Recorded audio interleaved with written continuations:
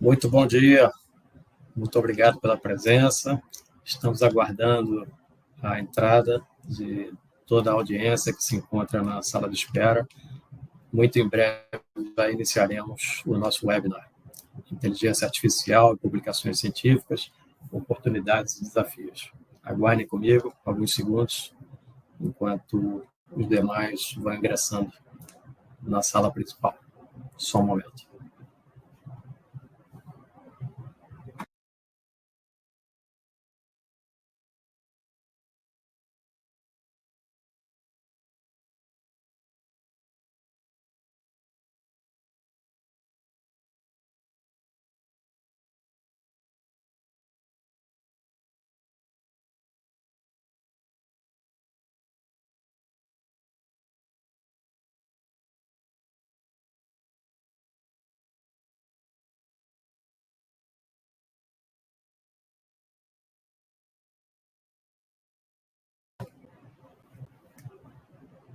Olá, de novo, bom dia.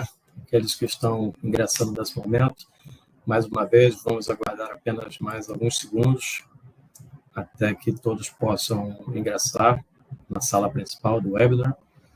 Agradeço pela presença. Aguardem conosco mais alguns segundos, por favor.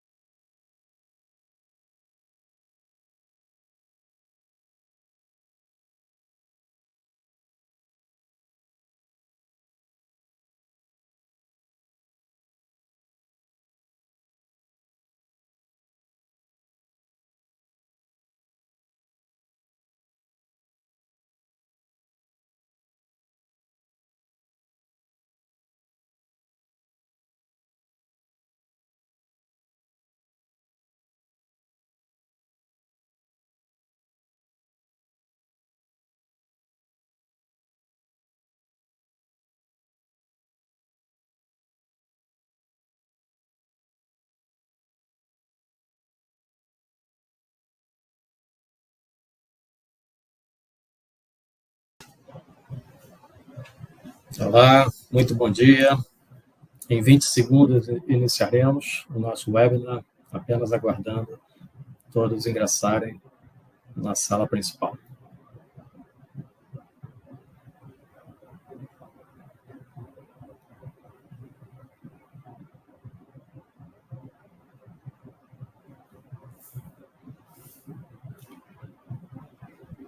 Muito bem.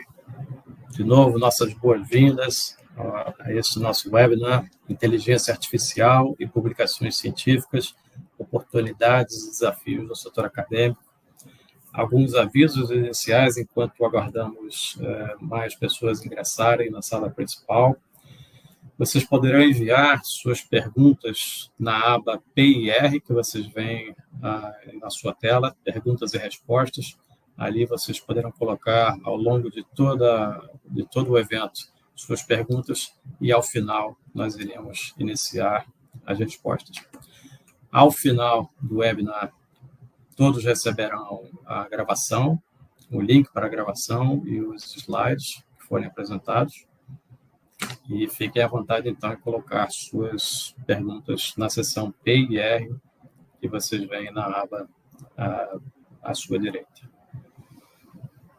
Muito bem. Já temos uma quantidade bastante boa de atendentes aí da audiência já na sala principal. Vamos dar início.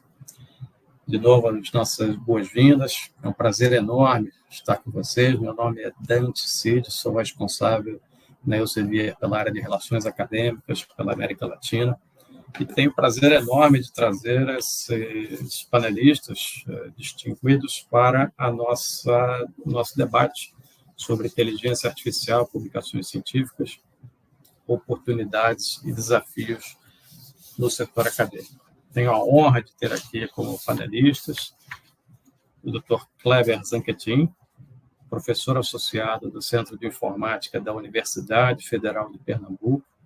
O professor Kleber é professor associado do Centro de Informática da UFPE, é doutor em Ciências de Computação pela Universidade, coordena a especialização em Deep Learning na Federal de Pernambuco, além de ser coordenador executivo no Instituto Nacional de Inteligência Artificial e diretor de transferência de tecnologia no Centro de Excelência em Inteligência Artificial para a Segurança Cibernética.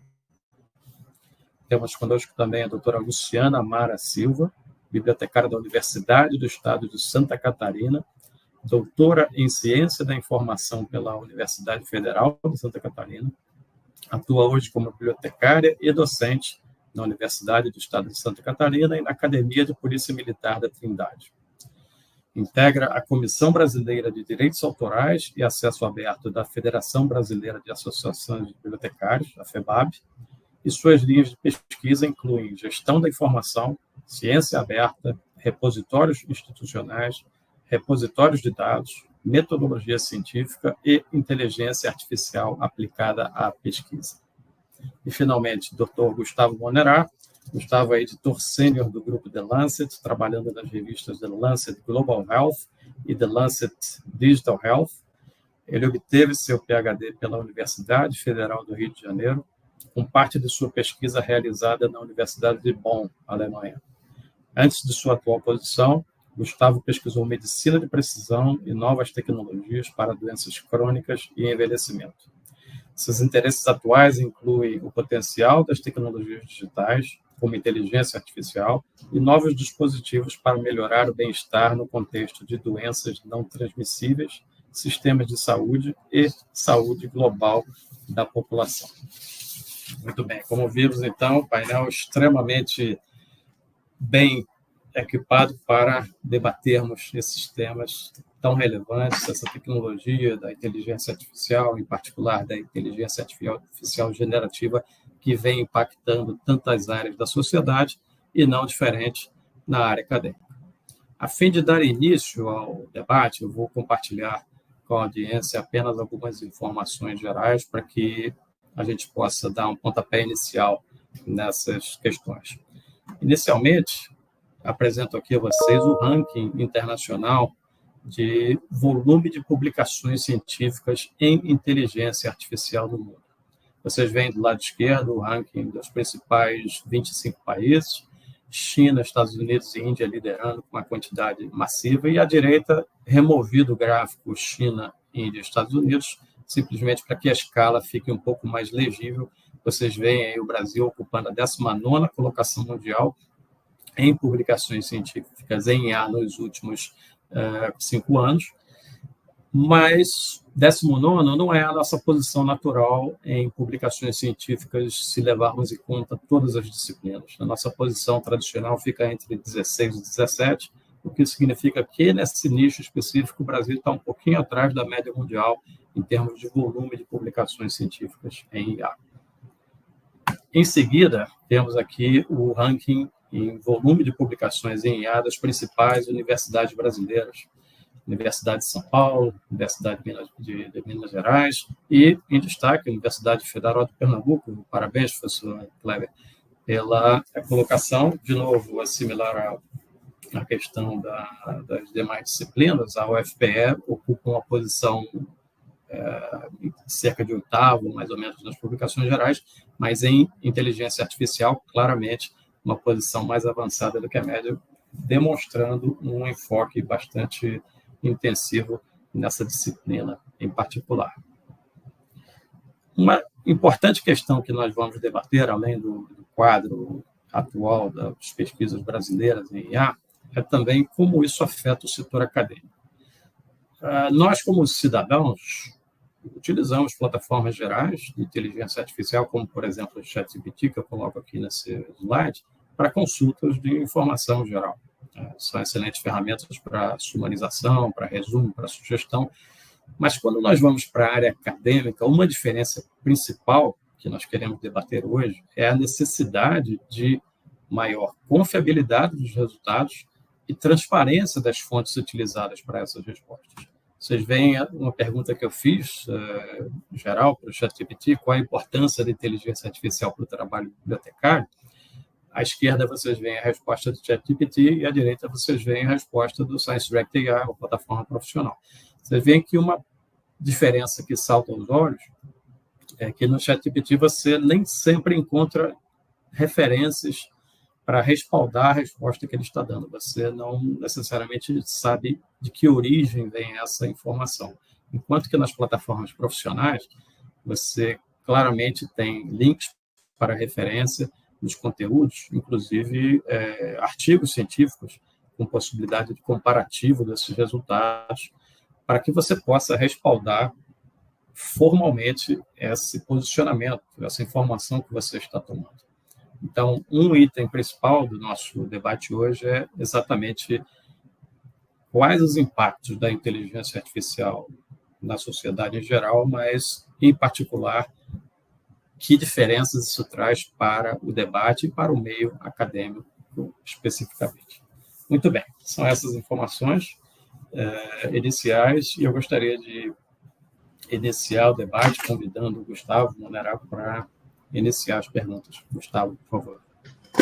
Bom dia a todos, prazer estar aqui com vocês hoje. E, bom, como o Dante explicou para a gente, né, o gráfico mostra que o Brasil está numa colocação de 19º lugar em publicações de inteligência artificial, que todo mundo vem acompanhando, que é uma área que evolui muito rápido. Então, a gente precisa, de fato, ter pesquisa de ponta para acompanhar esse ritmo de evolução e estar dentro desse processo. Então, a primeira pergunta, eu queria que o professor Kleber explicasse um pouco a sua opinião, né, da situação no Brasil de publicações e pesquisa na inteligência artificial. Bom dia a todos.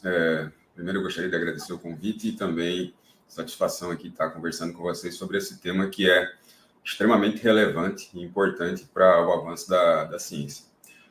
Eu acho que hoje a inteligência artificial, com a possibilidade de você ter modelos de raciocínio avançado acessíveis de forma gratuita para grande parte da população, a gente está falando que 5% da população no mundo ele tem acesso a modelos de raciocínio avançado que oferecem, né, a mesma tecnologia para qualquer pesquisador em qualquer país que ele poderia ter nos principais laboratórios de pesquisa do mundo. Então, talvez a IA hoje é uma das tecnologias disruptivas mais equitativamente disponíveis. O que eu acho que a gente precisa saber como é que, de certa forma, a gente está usando isso como um diferencial competitivo, né?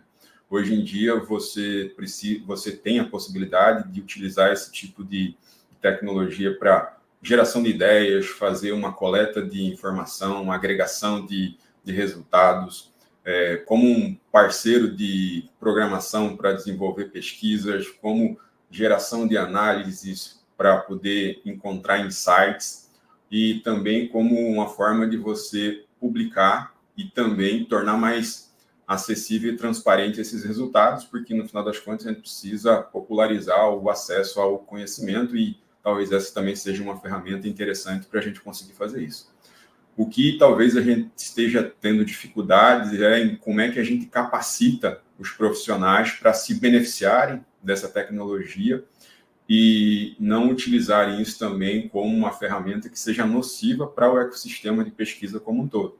Como é que a gente pode utilizar isso como um diferencial competitivo para avançar nas pesquisas, mas também garantir que a gente não avance em uma direção que seja um retrocesso do ponto de vista de ética, do ponto de vista de resultados de informação, do ponto de vista de como é que a gente consegue dar credibilidade para os resultados, mas também referência para as pessoas que precisam ser referenciadas, né? Eu acho que da base até os pesquisadores mais avançados, a gente precisa ter um letramento muito forte na área de IA, que é para que as pessoas percebam do potencial, mas elas também não sejam desvirtuadas pela facilidade de acesso à informação e a facilidade de você ter resultados muito rápidos. Eu acho que talvez em algumas áreas das ciências exatas, ou principalmente da área de inteligência artificial, que está mais acostumada a lidar com esses modelos nos últimos 30, 40 anos, você tem uma visão mais clara, mas hoje em dia ela é uma tecnologia que transcende a área de exatas, transcende a computação, e às vezes essa tecnologia é utilizada de forma enviesada, gerando resultados que não são muito, muito interessantes do ponto de vista de avanço da ciência. Perfeito, muito boa colocação. Eu, como editor, né, do Grupo Lancet, uma parte significativa do nosso trabalho agora é justamente avaliar como os pesquisadores têm utilizado a IA tanto no desenvolvimento da pesquisa como no desenvolvimento dos manuscritos, né, que são submetidos. Então, eu gostaria de perguntar para a professora Luciana se você concorda com a colocação do Kleber ou a sua realidade é um pouco diferente. Como é que você vê na sua atuação profissional, no seu dia a dia, o papel da IA nas publicações? Bom dia a todos também. Agradeço o convite nessa temática tão importante para o desenvolvimento da ciência, em especial no quesito da ética e integridade acadêmica, né? Essa discussão aí favorece. Eu corroboro com as palavras do professor Kleber, acho que a gente colocou pontos bem importantes. Uma questão do letramento da IA, que vem se falando muito, né? O próprio desconhecimento do uso das inteligências artificiais causa um certo impacto de medo, de desconhecimento, como eu vou utilizar, o que eu posso utilizar, o que eu não posso utilizar. Então, isso tem que ser fortemente, né, trabalhado aí nas instituições.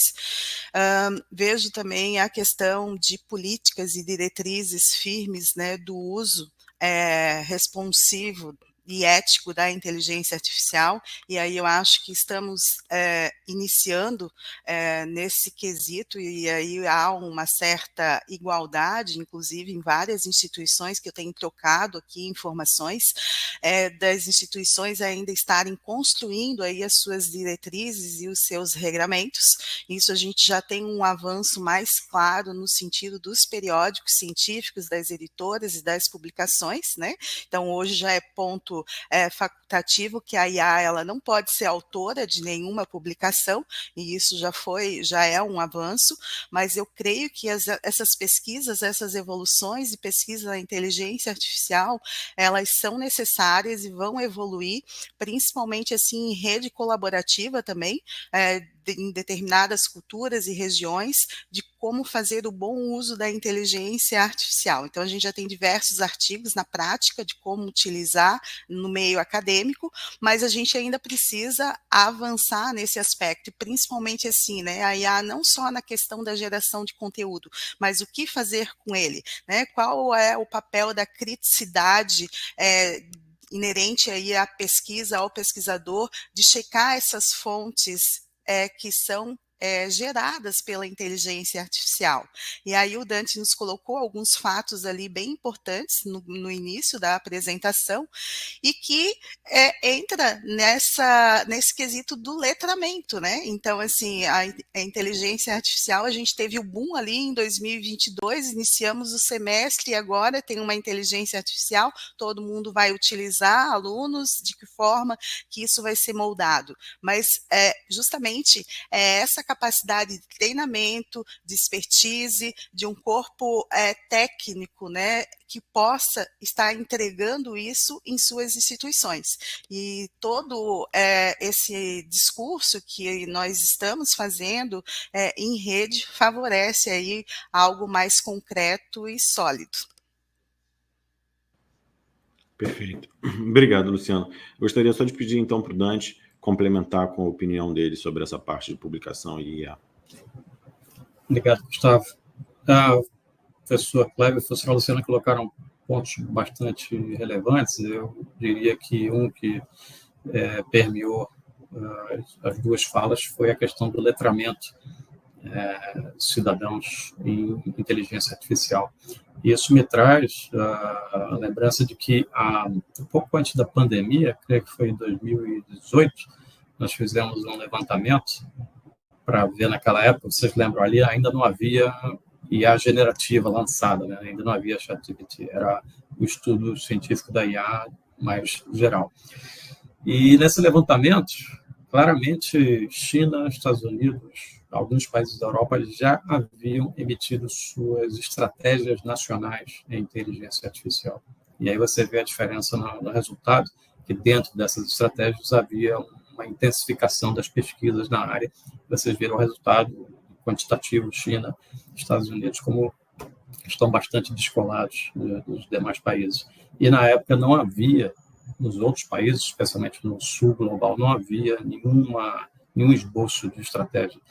E isso, além, claro, da questão da intensidade de publicações científicas para capacitar tecnologicamente o país a avançar, a seguir nesse ritmo de avanço, também vem a questão do letramento da população em geral, já que IA, hoje, ela permeia virtualmente todas as áreas do conhecimento humano, virtualmente pode beneficiar todas as áreas da sociedade, é essencial que você equipe cada cidadão com a habilidade de ter minimamente acesso e utilização a essas ferramentas.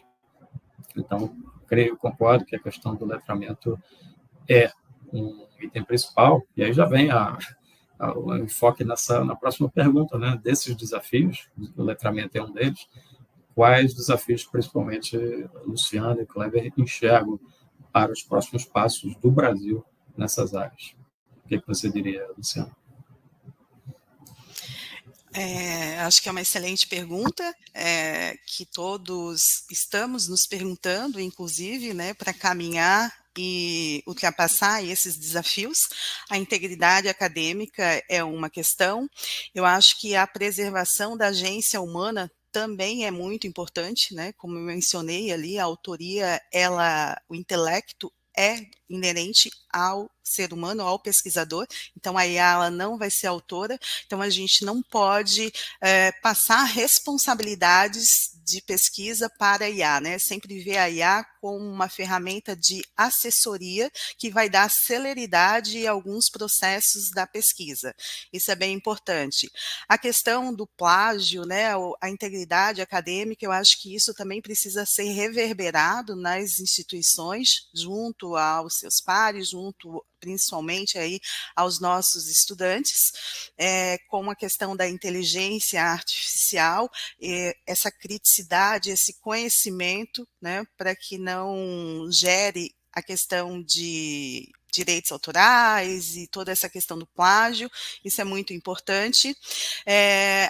A questão do uso ético também da inteligência artificial, no sentido de você conhecer quais são as políticas e as diretrizes dessas empresas, né, que estão trabalhando com os nossos dados, então até que ponto esses dados são utilizados para reuso de treinamento, a gente tem a questão de dados sensíveis, né, LGPD, então precisamos conhecer aí todas essas políticas e diretrizes também aí dessas grandes empresas, né? E eu acho que também bem importante, eu sempre coloco isso para os meus alunos quando falo sobre a questão da IA na pesquisa, que quando a gente fala de esses chats, GPT, Gemini, entre outros, né, é a ponta do iceberg aí de várias ferramentas que podem ser utilizadas na escrita acadêmica. Então, assim, saber conhecer e saber direcionar cada uma das ferramentas para uma fase específica da pesquisa. E, principalmente, sempre todo o cuidado na saída, criticidade de analisar a saída, o conteúdo e o que pode ser aproveitado, no sentido de fontes confiáveis, com credibilidade, né? Tivemos aí também o apontamento da Scopus AI, que aí nos gera resultados com o corpo da pesquisa da Scopus, que são artigos científicos, né, revisados por pares, enfim.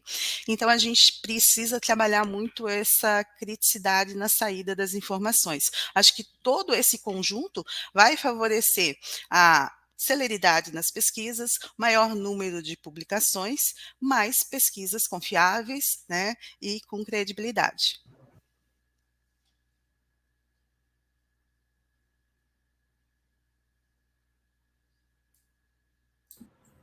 Gente, acho que o seu microfone está mutado. Obrigado, Gustavo. Eu ia dizendo que a Luciana, como professora, deve estar enfrentando um desafio imenso dos alunos, gerando trabalhos, né, com base nessas ferramentas e a sua responsabilidade para realmente analisar a qualidade e a autoria real daquilo é um desafio imenso. Kleber, o que você acha de tudo isso, desses principais desafios?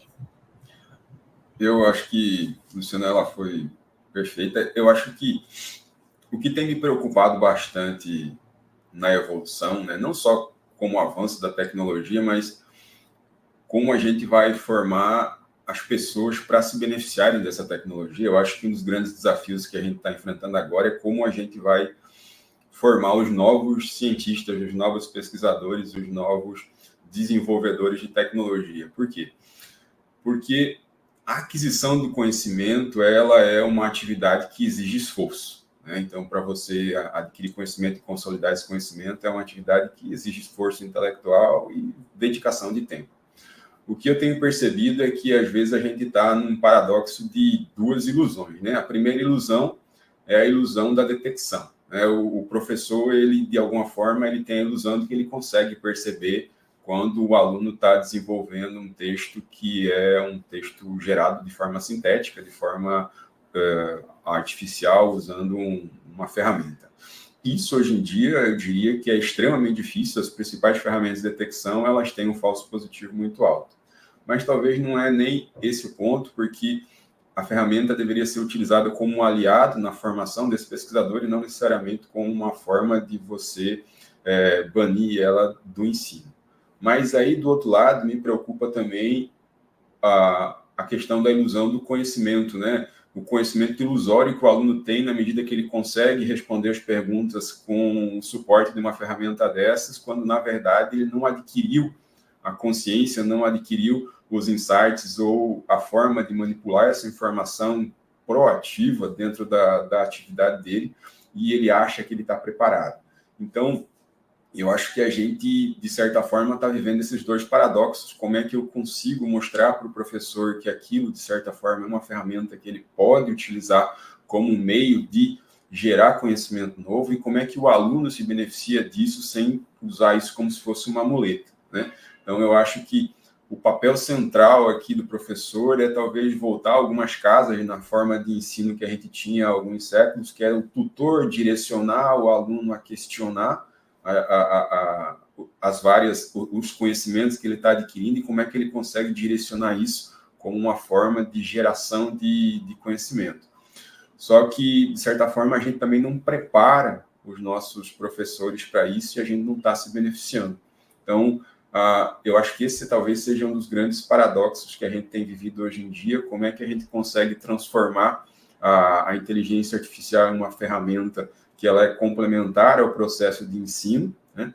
Mas isso também gera um desafio para os próprios educadores, como uma forma de como é que isso pode ser utilizado como uma ferramenta de cogeração de conhecimento e de informação para poder formar esse novo pesquisador. Porque, claramente, nos próximos 10, 15, 20 anos, a forma como a gente faz ciência ela deve ser alterada, porque a quantidade de informação é muito grande, a forma de você conseguir compilar resultados, fazer análise, gerar insights, mas como é que você garante que isso está sendo gerado de forma equitativa para todo mundo? Então, a gente garante que a mesma qualidade dos pesquisadores aqui do Brasil e de outros países seja a mesma, as oportunidades, a forma de acesso à infraestrutura, a forma de você conseguir gerar insights e se beneficiar como sociedade do conhecimento gerado. Então, eu acho que a gente ainda não sabe fazer isso. Esse é um grande desafio. E a velocidade com que isso está crescendo é tão rápido que a gente não está nem se preocupando, né? Como é que a gente consegue sair do outro lado. Verdade, Kleber. O que você colocou é bem interessante, esse paradoxo, né, que se apresenta na questão do ensino. Curioso, um colega da Colômbia fez uma proposta bem interessante. Ele disse que, com esse advento da IA generativa, simplesmente a gente deveria inverter a dinâmica. Tudo aquilo que a gente pedia para o aluno fazer em sala, ele faça em casa, ele aprenda o básico em casa, e o que a gente pedia para ele fazer em casa, que ele faça presencialmente na sala de aula, que são os trabalhos, resultados daquela aquisição de conhecimento. Achei bem interessante, porque você disse tudo, né? Esse paradoxo está estabelecido. Gustavo, o que você acha desses desafios? Os desafios são enormes, né? Complementando o exemplo do Dante, eu vi um professor recentemente que o objetivo da disciplina dele foi justamente estimular os alunos a buscarem as limitações dos modelos, porque a gente tem uma ideia, uma superficial, que o modelo é perfeito, porque, né, apresenta ali uma resposta eloquente e rápida. Então, também treinar os pesquisadores a uma visão crítica dos modelos, né? Quais são as limitações, como o ser humano pode usar aquilo como uma ferramenta, mas não depender dela. Isso leva para a minha próxima pergunta. O professor Kleber já falou um pouco das oportunidades, né? Que pode sim ser uma ferramenta que vai ajudar o ensino e a pesquisa. Então, eu gostaria que a professora Luciana falasse um pouquinho das oportunidades da IA para pesquisa no Brasil. Então, eu vejo a questão da oportunidade realmente de dar essa celeridade no processo de pesquisa, né? Mas eu acho que a gente ainda tem que ter aí consciência que temos um caminho grande a trilhar, né? Por exemplo, a desigualdade que temos aí na infraestrutura tecnológica, e isso compromete também determinadas áreas ao avanço da pesquisa. Temos também a questão do letramento, como já foi mencionado, né? E eu acho que essas situações assim são bem importantes para a gente ter aí uma boa qualidade na pesquisa, no ensino, com todas essas limitações, a questão da transparência também do uso da pesquisa nas publicações. Eu acho que a gente poderia também dar ênfase a essa necessidade de ser transparente naquilo que eu utilizo a inteligência artificial nas minhas publicações, né? Isso também nossas editoras, os periódicos científicos têm bastante claro nas suas políticas. Então, se eu usei, qual foi o prompt que eu gerei, né? Para que eu utilizei determinada inteligência artificial, isso vai reforçando e vai fazendo com que as outras pessoas, né, leiam aí os artigos e vão incentivando também cada vez mais as pesquisas.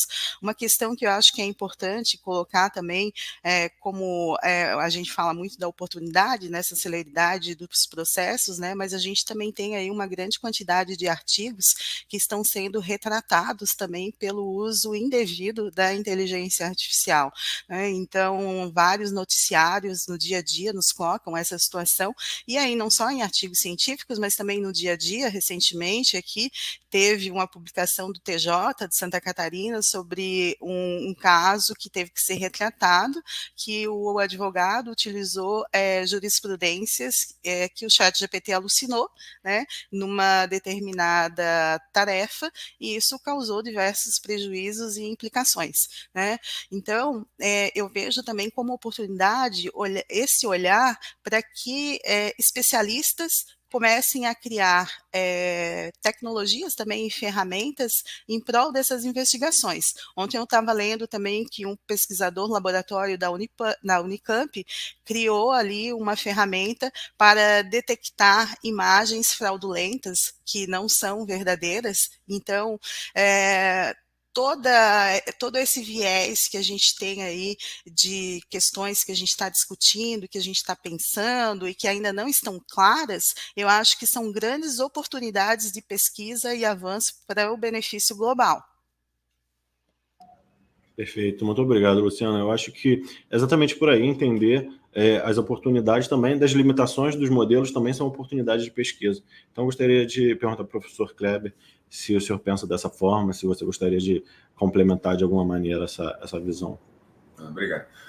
Eu acho que sim, e veja, as pesquisas elas têm demonstrado que quem mais se beneficia do uso de inteligência artificial como sendo um colaborador em qualquer atividade, não só necessariamente de pesquisa, são as pessoas que têm maior conhecimento da área e eles conseguem, de alguma forma, utilizar isso como uma ferramenta de aceleração de resultado e também de aumento de potencial. Então, o que eu acho que a gente está discutindo pouco, porque a gente está discutindo muito como é que uma tecnologia de alto nível ela pode ser utilizada para poder avançar a ciência, mas se vocês considerarem, vocês citaram IA generativa, os modelos de IA generativa, na maioria das vezes, são treinados com dados textuais, e aí a interação com essas ferramentas depende necessariamente de como você consegue extrair informação e interpretar a informação dela. E uma coisa que eu acho que a gente tem discutido pouco é, por exemplo, como é que a gente consegue avançar a proficiência dos nossos alunos em leitura e escrita, porque possivelmente isso vai ser um diferencial competitivo em como você vai usar essa tecnologia para poder ter um melhor resultado. Então, como é que a gente transforma isso em um diferencial competitivo para todo mundo? E aí a gente volta para a base. Não adianta, de certa forma, a gente querer avançar no nível mais alto da pirâmide se a gente não conseguir com que todo mundo consiga utilizar isso como um diferencial competitivo. Porque a geração de conteúdo ela é muito boa, ela consegue automatizar. Hoje em dia é muito difícil você discernir quando você tem dados que são de origem humana ou de origem sintética, mas como é que eu consigo avançar as minhas pesquisas, considerando todos os paradigmas que a gente estava considerando aqui, do ponto de vista de equidade, ética, referenciar as informações, garantir que a gente avance rápido, mas como é que eu faço isso e faço isso para todo mundo? Eu acho que esse é um dos grandes desafios que a gente tem enfrentado hoje. A maioria das indústrias, elas já estão encarando isso como uma ferramenta de trabalho ativo, né? Hoje a tecnologia, inteligência artificial, ela é uma tecnologia dual, ela pode ser utilizada tanto para avanço como para atividades que não são lícitas. Então, e a gente está vivendo uma corrida, a gente tem um eixo dessa corrida aqui, as grandes empresas tentando avançar o mais rápido possível a capacidade desses modelos. A gente tem no outro eixo aqui algumas organizações tentando entender como é que a gente pode usar isso em benefício da sociedade, como é que a gente garante que isso está sendo utilizado de forma ética, como é que a gente garante que isso pode ser utilizado por todo mundo em benefício. Então, assim, o ideal é que essa reta aqui, né, andasse na diagonal na mesma velocidade, não necessariamente ela está andando, mas, assim, esse eu acho que é um dos grandes potenciais. Poderia estar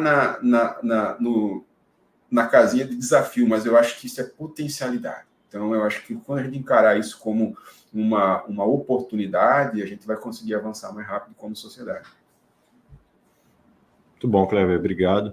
Gostaria só de perguntar ao Dante se ele gostaria de adicionar algum ponto essa questão das oportunidades no Brasil. Obrigado, Gustavo. O Luciano e o Cleber colocaram um excelente ponto, né, a necessidade do uso ético e a equidade. Eu creio, do meu ponto de vista, que em termos de oportunidade, algo que não podemos deixar de aproveitar é aumentar a nossa qualidade, a nossa competitividade nas áreas em que já temos um diferencial competitivo hoje no mundo tradicional, pré-IA.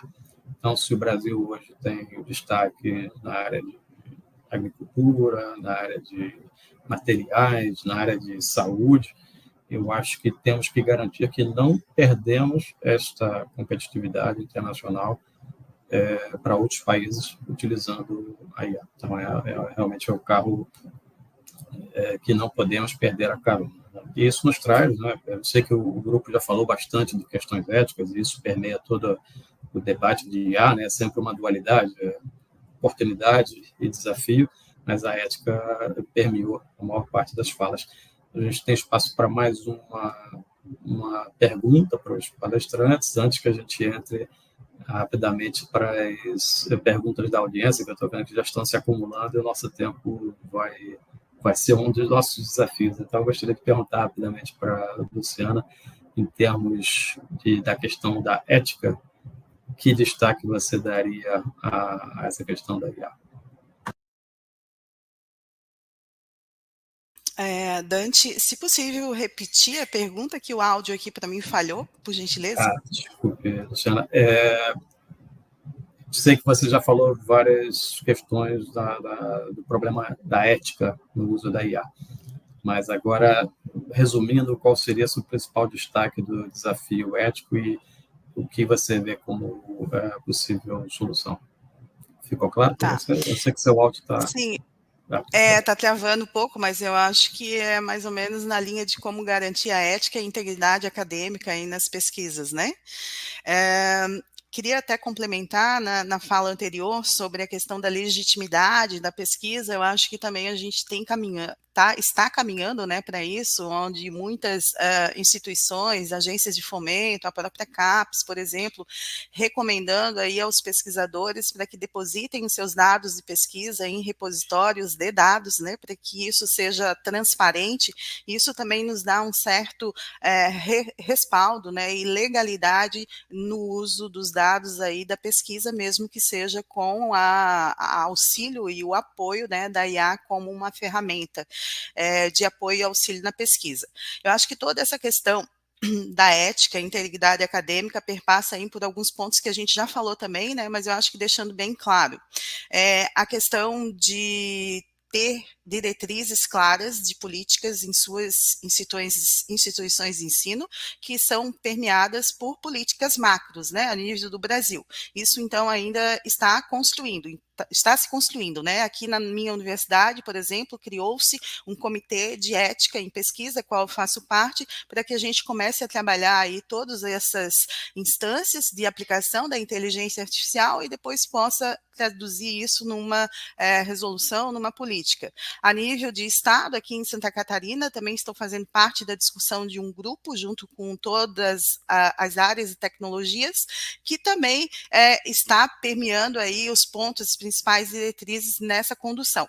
Então, acho que isso aí é ponto prioritário, né? Porque as pessoas precisam compreender como fazer o uso, que pode ser utilizado, que não pode, deixando muito claro isso, inclusive, na explicitação de uma pesquisa acadêmica para os nossos alunos e também para os nossos pesquisadores. E eu acho que o outro ponto fundamental, que já falamos também muito, é essa questão da transparência, de deixar claro, a inteligência artificial, ela não é um modismo, ela está e vai continuar avançando. Então, a gente tem que saber utilizá-la de maneira consciente. Então, ser transparente no uso da inteligência artificial em cada processo de pesquisa.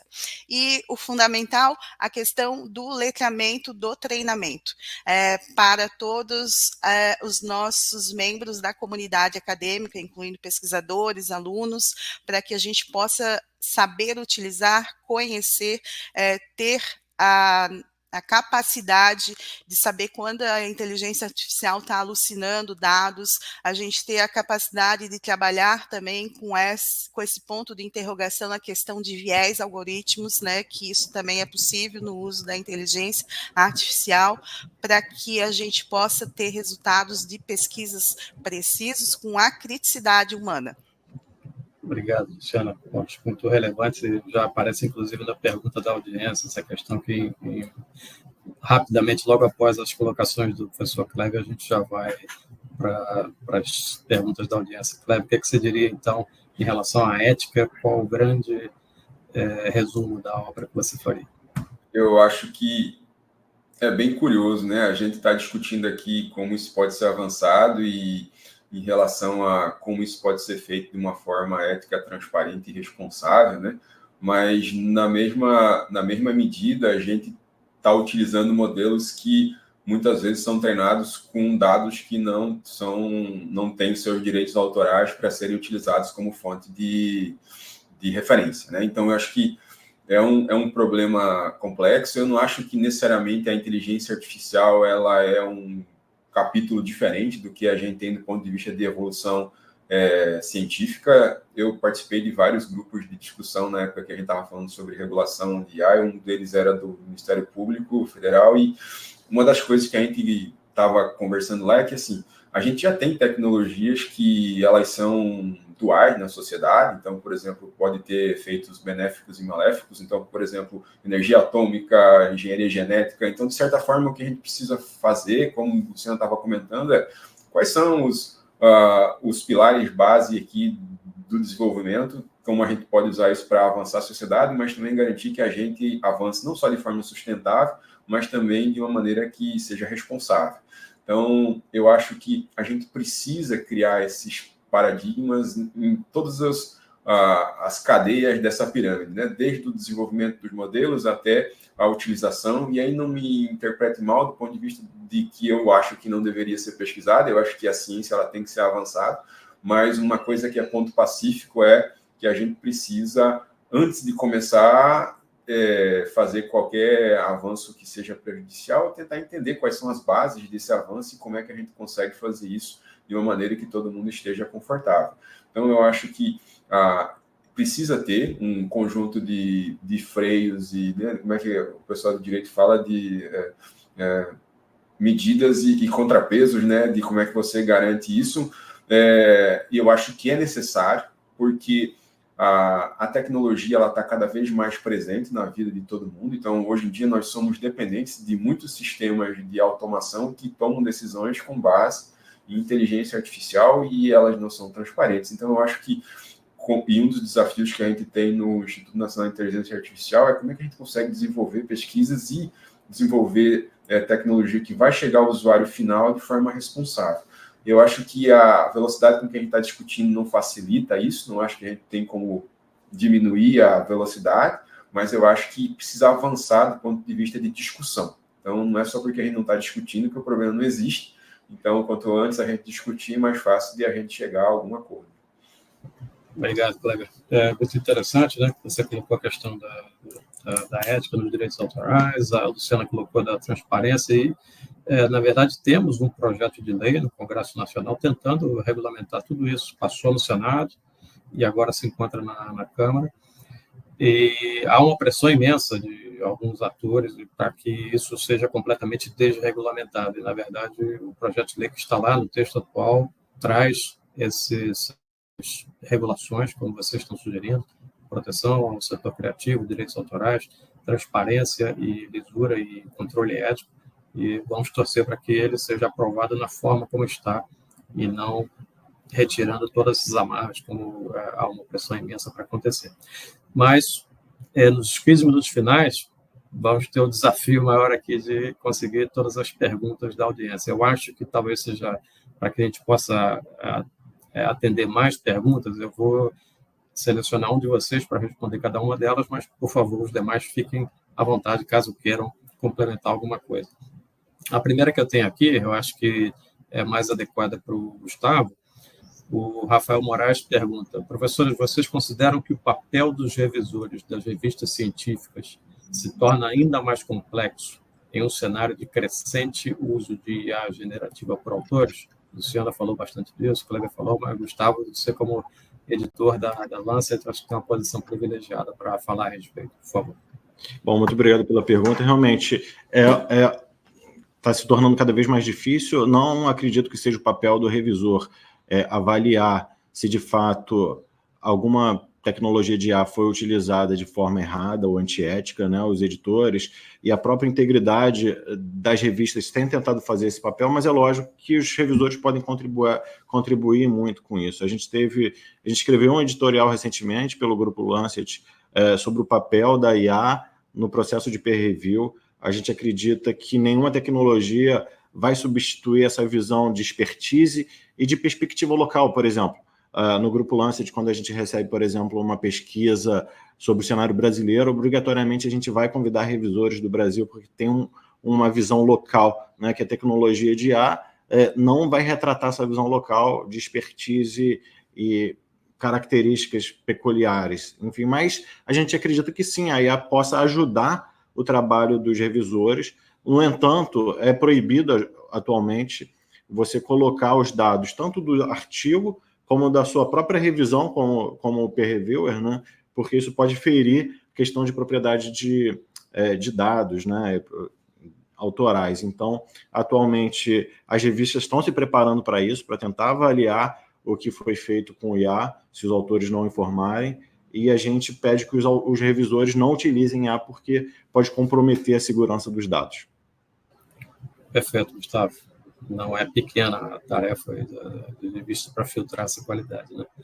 A próxima pergunta nós temos aqui da Karina Abraão, eu acho que está bastante em linha com várias coisas que o professor Kleber colocou, então vou colocar para o Kleber essa pergunta.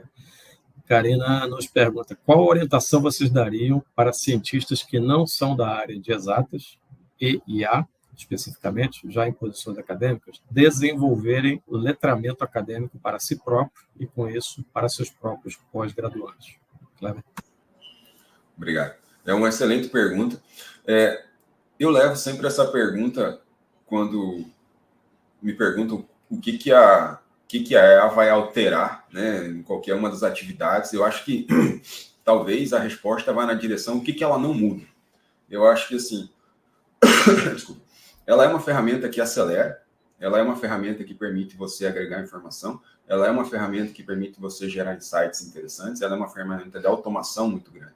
Mas eu acho que a forma como a gente faz pesquisa, a forma como a gente gera, às vezes, a dinâmica, né, as hipóteses, quais são as validações, como é a análise do resultado, como é que a gente consegue fazer isso, de certa forma, se refletir no mundo real, ela não muda, né? A ética do profissional, a forma como ele vai avançando, ela não muda também. E eu acho que esses valores a gente precisa passar muito fortemente para os pesquisadores que estão começando agora. É aquilo que eu falei, a aquisição de conhecimento, ela necessita de esforço. Então, eu acho que, independente da tecnologia que a gente está utilizando, a gente precisa ter esse nível de compreensão de quem está, de alguma forma, começando agora, principalmente do ponto de vista de que os resultados são muito rápidos. Hoje em dia você consegue construir prompts e ter uma resposta que não necessariamente você sabe se está correta ou não, mas ela é muito crível.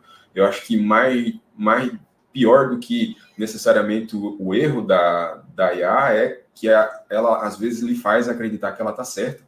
E aí a preocupação nessa pergunta é essencial, porque se você não entende quais são as limitações da tecnologia, você pode assumir que isso é verdade.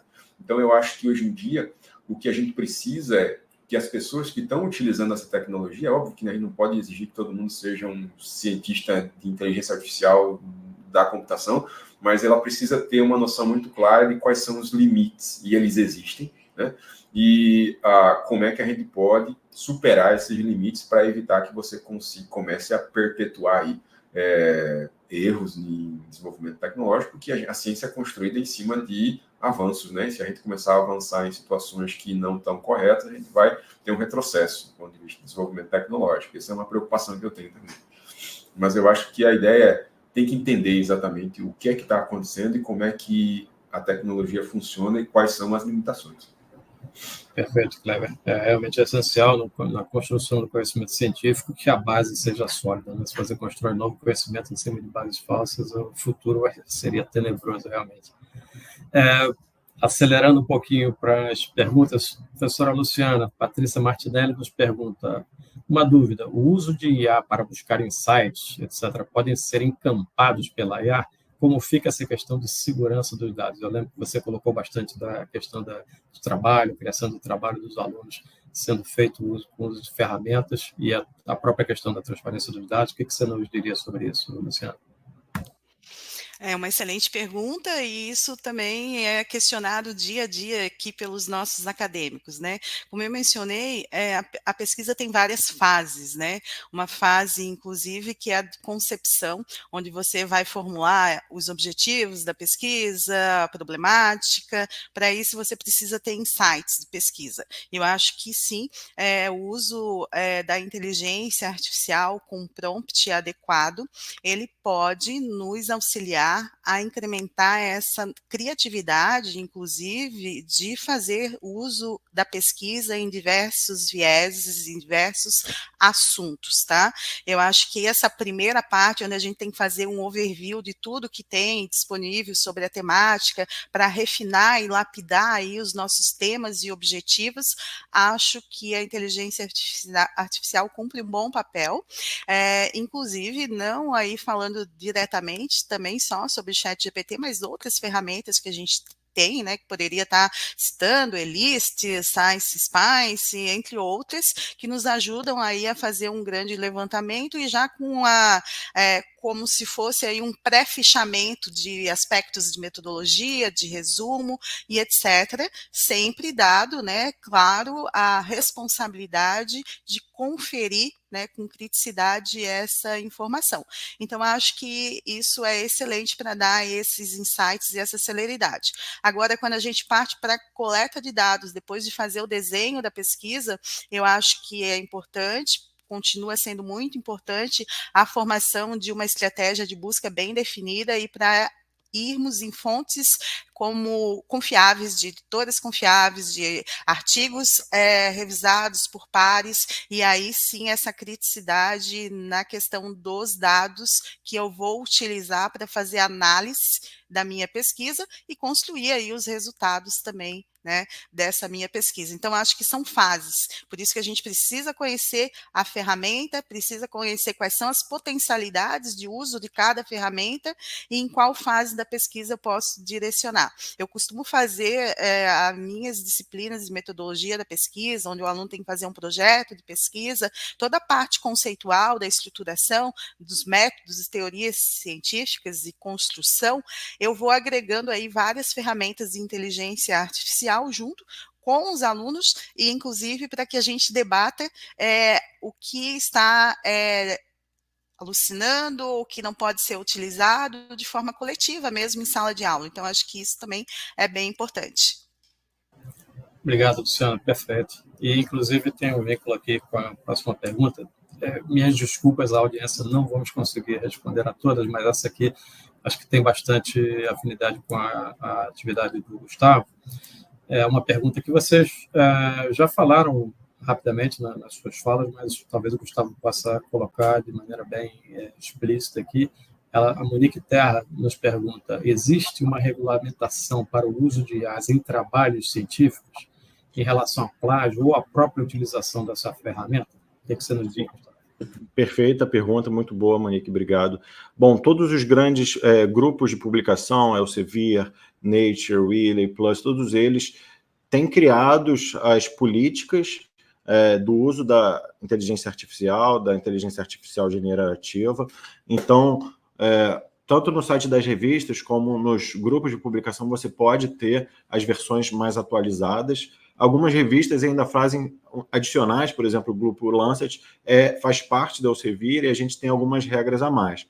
Você pode sim, assim, de modo geral, já li praticamente todas as regras dos diferentes grupos para tentar entender as diferenças. Basicamente, existem regras que se repetem. Por exemplo, você não pode utilizar a inteligência artificial para criar imagens, a não ser que o objetivo da sua pesquisa seja criar imagens com inteligência artificial. Então, por exemplo, você não pode fazer a imagem de um raio-x representando um paciente que melhorou, né? Isso seria antiético. Você precisa, de fato, da imagem do paciente, a não ser que seu objetivo seja criar estudos como a inteligência artificial é capaz de fazer isso. Você pode, sim, utilizar ferramentas como o ChatGPT para melhorar o seu texto, né? A gente entende que a maioria dos pesquisadores não tem o inglês como a língua mãe, mas as publicações praticamente todas são em inglês. Então, isso dificulta ainda mais, né, o cenário da publicação. Então, você pode, para melhorar a escrita, você deve falar que utilizou, né? Mas você também não pode simplesmente utilizar o ChatGPT, por exemplo, para botar as implicações práticas e as conclusões, né? Isso deve ser feito pelo pesquisador. E como a professora Luciana falou, o ChatGPT não pode ser autor de trabalhos, né? Isso não pode ser colocado. Enfim, eu sugiro, né, buscar entender, porque essas regras também estão evoluindo muito rápido. Então, na própria revista, no próprio grupo de publicação, vai ter ali as normas, mas pode sim utilizar, mas é importante entender antes de você utilizar e não depois.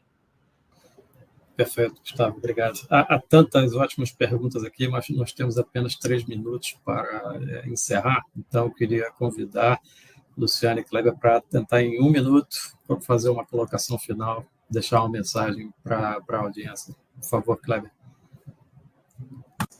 Bom, eu queria agradecer o convite e também a oportunidade de a gente conversar um pouquinho. Eu acho que um dos grandes desafios que a gente tem ainda é como é que a gente transforma essa tecnologia em uma tecnologia que seja acessível para todo mundo, né? E do ponto de vista de desenvolvimento de país, como é que a gente transforma essa grande quantidade de tecnologia que a gente desenvolve, vocês citaram que a gente referência em mais de um assunto e transforma isso em um avanço tecnológico para o Brasil. Então, consolidar a nossa liderança em vários dos segmentos que a gente já atua fortemente, mas também pegar e, de alguma forma, gerar oportunidade para avançar em pontos que a gente está precisando melhorar. Eu acho que a IA ela é um diferencial tecnológico a nível pessoal. Hoje em dia, todo mundo precisa transformar isso em um diferencial competitivo. Muito obrigado, Kleber. Luciana?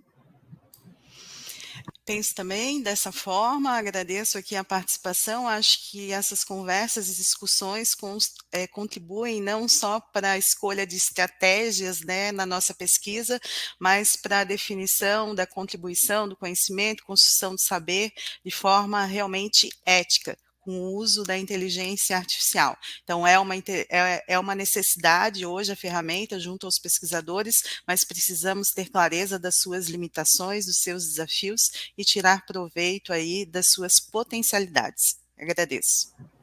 Obrigado, Luciana. Excelente maneira para encerrar. Gustavo, uma colocação final para a audiência? Bom, eu gostaria de agradecer a presença de todos, dos nossos palestrantes, Cid, moderando. Eu acho também que a mensagem principal é que a inteligência artificial está aí para ajudar o pesquisador, os estudantes, todo o cenário tecnológico brasileiro, mas a gente tem que, de fato, desenvolver nossas tecnologias, entender as limitações e estar sempre entendendo o que está acontecendo no mundo. Muito obrigado, Gustavo. Realmente, aí apresenta essa dualidade, né? De desafios e oportunidades. Como qualquer ferramenta humana, ela pode ser usada para o bem, para o mal. Mesmo uma ferramenta tão simples quanto um martelo, eu costumo dizer, pode ser usada para o bem, felizmente normalmente mas pode ser usada para o mal também. Então, eu queria agradecer demais a presença dos nossos brilhantes palestrantes, professor Kleber, professora Luciana, Gustavo, e agradecer a audiência. Infelizmente, não conseguimos responder a todas as perguntas, nossas desculpas pelo tempo ter se esgotado, mas iremos enviar a gravação do webinar e também os slides que foram apresentados para todos aqueles que se inscreveram. Então, nosso muito obrigado. O webinar Tendências de IA no Setor Acadêmico da América Latina. Um excelente dia para todos e muito obrigado.